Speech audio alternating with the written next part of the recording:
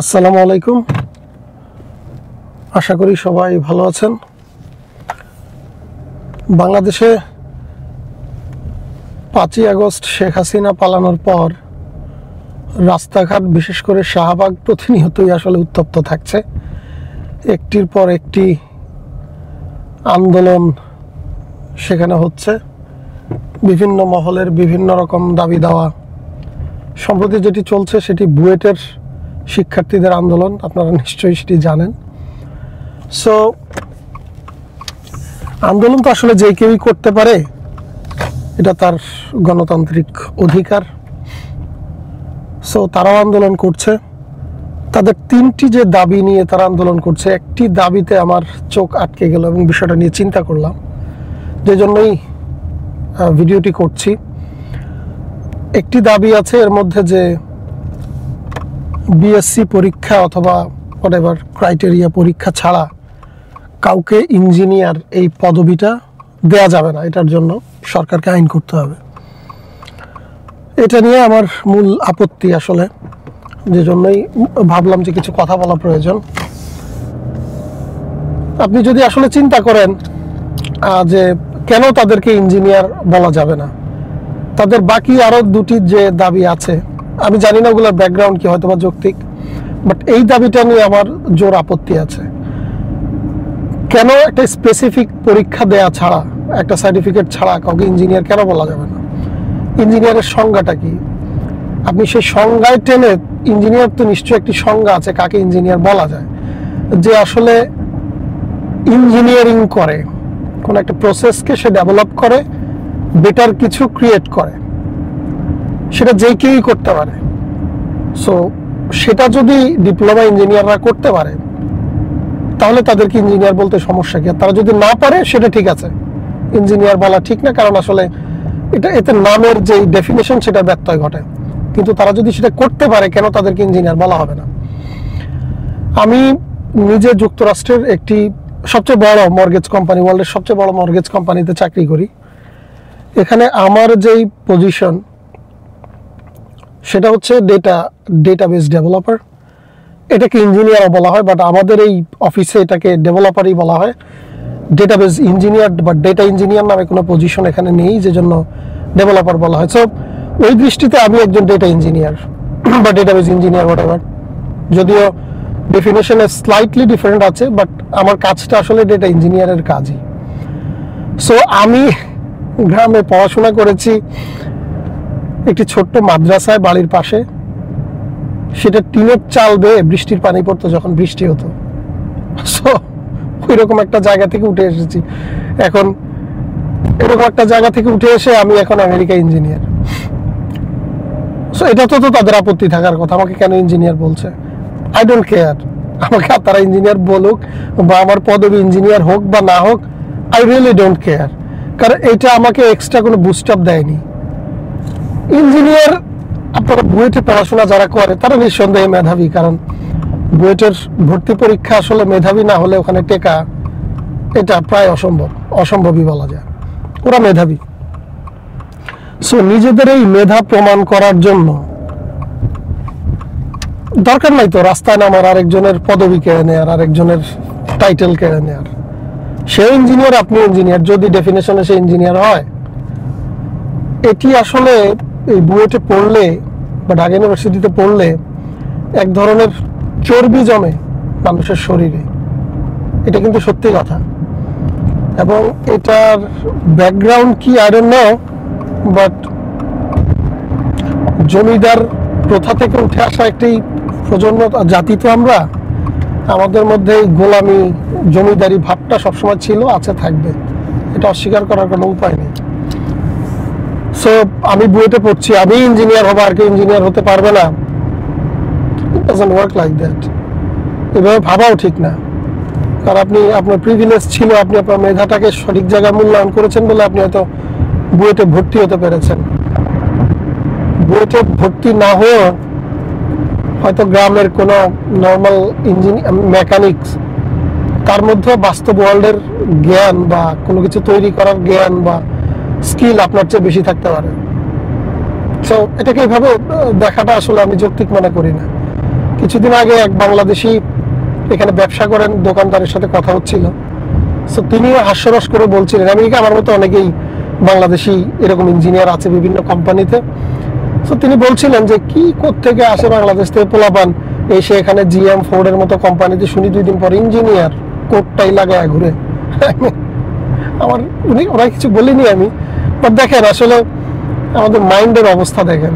তো সমস্যা কি সেই ইঞ্জিনিয়ার হলে? অফিসিয়াল পদবি, সে ইঞ্জিনিয়ার, সে তো কাজটা করছে, না করলে তো তাকে পদবি অফিস দিত না, বা দিলেও সেটা সে ধরে রাখতে পারতো না। So what's wrong with that? এইভাবে ভাবাটা আসলে আমাদের চেঞ্জ করা উচিত। এভাবে ভাবা ঠিক না।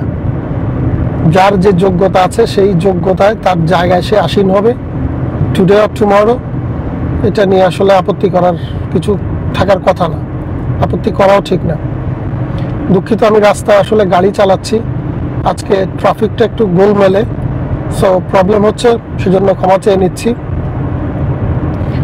সো বুয়েটের শিক্ষা ব্যবস্থা বা বুয়েটের যার ছাত্রছাত্রী আছে তাদের নিয়ে আমার একটা অবজারভেশন আছে বা অভিজ্ঞতা আছে, আমি সেটা শেয়ার করব।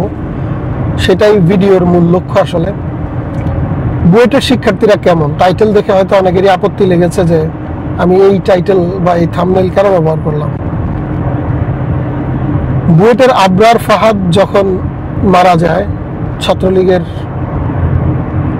যে নেতাদের নির্মম অত্যাচারে, তারপর বুয়েট বেশ কিছুদিন উত্তপ্ত ছিল। আমি বাংলাদেশে তখন সাংবাদিকতা করি। সো সেই নিউজ কাভারের জন্য, কারণ এই ঘটনাটার পরপরই বুয়েটে খুব জোরালো আন্দোলন হয়েছে সেখান থেকে ছাত্র রাজনীতি নিষিদ্ধ করার জন্য। সো সেগুলো কাভার করার জন্য আমার 2 দিন পরপর বুয়েটে যেতে হয়েছে। ওই প্রথম এবং শেষবার আমি ওই 2বারই আমি বুয়েটের অভ্যন্তরে গিয়েছি এবং তাদের সাথে বুয়েটের যে ছাত্রছাত্রী তাদের সাথে ইন্টারাকশনের সুযোগ হয়েছে। সো আমার অভিজ্ঞতাটা আমি শেয়ার করছি। সেটা হচ্ছে, প্রথম আমি যেদিন বুয়েটে যাই সেখানে একটা সংবাদ সম্মেলন ছিল ছাত্রদের।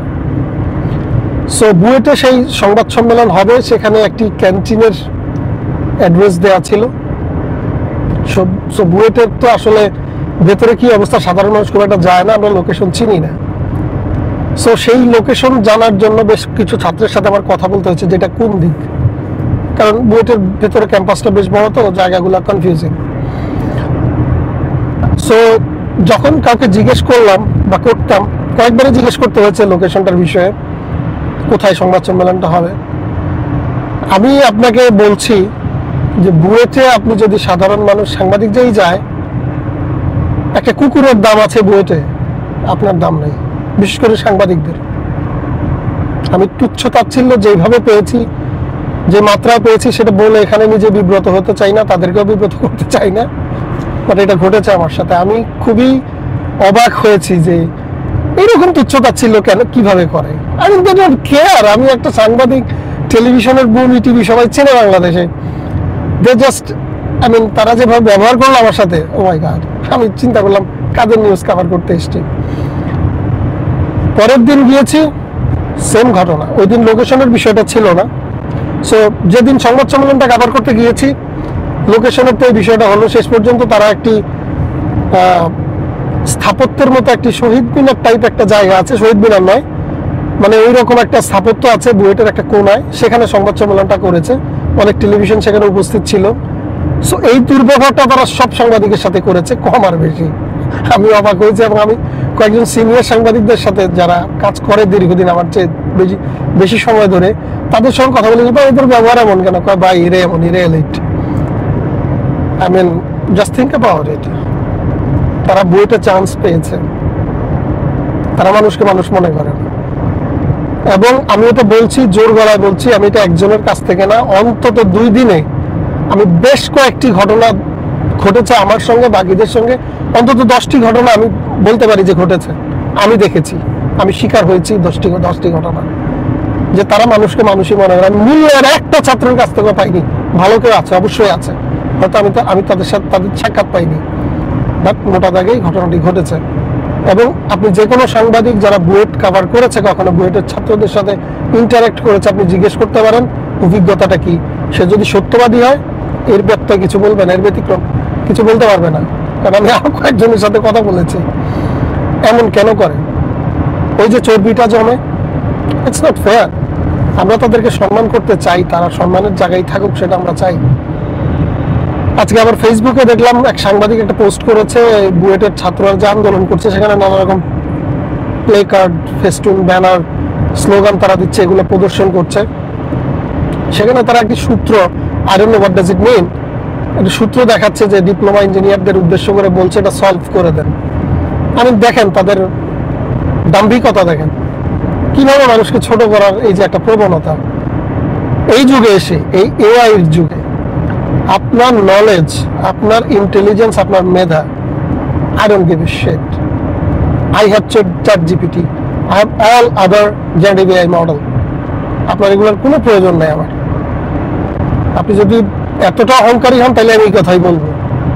আমরা আপনাদেরকে সম্মান করতে চাই, নিজেদেরকে ছোট আপনারা নিজেরাই করছেন। দাবি দেওয়া কি আছে সেগুলো নিয়ে কথা বলেন, সমস্যা নাই, যৌক্তিক দাবি থাকতেই পারে, কিন্তু এইভাবে মানুষকে ছোট করে আসলে কিছু করা, কিছু বলা যে ইঞ্জিনিয়ার অন্য কেউ লাগাতে পারবে না, আমরা ইনহেরিট করি, এটা বুয়েটে ভর্তি হয়েছি আমরা, এটা এটা এটা অহংকারমূলক কথা, এটা বলা ঠিক না। আপনারা যদি এতই মেধাবী হয়ে থাকেন, বাংলাদেশে আজ পর্যন্ত কি করেছেন আপনারা বলার মতো, যেটা বিশ্ব পরিমণ্ডলে আমরা তুলে ধরতে পারবো? একটা জেনারেটিভ এআই মডেল বানানো এই যুগে, it's not tough thing নাওয়াডেজ। All tools and technologies are available online. Most of them are free. কেন করছেন না? কি করেছেন? খালি সরকারের দোষ দিবেন, দেশে ইনফ্রাস্ট্রাকচার নাই, দেশে অপরচুনিটি নাই, দ্যাটস ট্রু। বাট তারপরেও করতে পারে, চ্যালেঞ্জ মোকাবেলা করে এগুলো করা সম্ভব। বুয়েট কি দিয়েছে আমাদেরকে এত বছরে? যে পরিমাণ টাকা বুয়েটের পেছনে খরচ হয় সরকারের, সেগুলো তো জনগণের ট্যাক্সের টাকা। তো বুয়েট আমাদেরকে কি দিয়েছে? তারা আমেরিকায় গিয়ে এসে বা ইউরোপ, অস্ট্রেলিয়া গিয়ে বড় বড় ইঞ্জিনিয়ার হবে, দেশ কি পেল? এই কথা তো মানুষ বলতে পারে, এবং এগুলো তো ভ্যালিড কথা। সো আমরা কেউ অহংকার না করি, আমরা বিনয়ী হই, কারণ জীবনের অনেক ধাপ পার হয়ে এসেছি। তো আমার কাছে মনে হয়েছে যে এইটা ক্যাচ করতে পারলে মনে হয় আমি অনেক বড় কিছু হয়ে যাব, বাট হওয়ার পর মনে হয়েছে কি, দুধ ভাত, যেই কেউ করতে পারবে, একটা কমন সেন্স ওয়ালা মানুষ, যেই কেউ করতে পারবে যে কোনো কাজ। কমন সেন্সটাই আসল। সো এই কমন সেন্সটা আমরা খাটাই সব ক্ষেত্রে, তাহলে সেই কমন সেন্স আমাদেরকে অহংকারী হওয়া থেকে দূরে রাখবে বলে আশা করি।